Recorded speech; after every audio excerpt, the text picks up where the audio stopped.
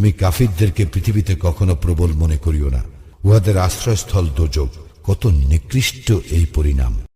হে মুমিনগণ, তোমাদের মালিকানাধীন দাস দাসীগণ এবং তোমাদের মধ্যে যাহারা বয়ঃপ্রাপ্ত হয় নাই, তাহারা যেন তোমাদের কক্ষে প্রবেশ করিতে 3 সময়ের অনুমতি গ্রহণ করে। ফজরের সালাতের পূর্বে, দ্বীপ্রহরে যখন তোমরা তোমাদের পোশাক খুলিয়া রাখো তখন, এবং ঈশার সালাতের পর। এই 3 সময় তোমাদের গোপনীয়তার সময়। এই 3 সময় ব্যতীত অন্য সময় বিনা অনুমতিতে প্রবেশ করিলে তোমাদের জন্য এবং তাহাদের জন্য কোনো দোষ নাই।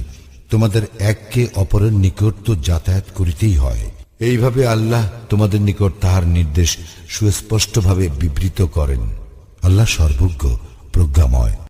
আর তোমাদের সন্তান সন্ততি বয়ঃপ্রাপ্ত হইলে তাহারও যেন অনুমতি প্রার্থনা করে, যেমন অনুমতি প্রার্থনা করিয়া থাকে তাহাদের বয়োজ্যেষ্ঠগণ। এইভাবে আল্লাহ তোমাদের জন্য তাহার নির্দেশ সুস্পষ্টভাবে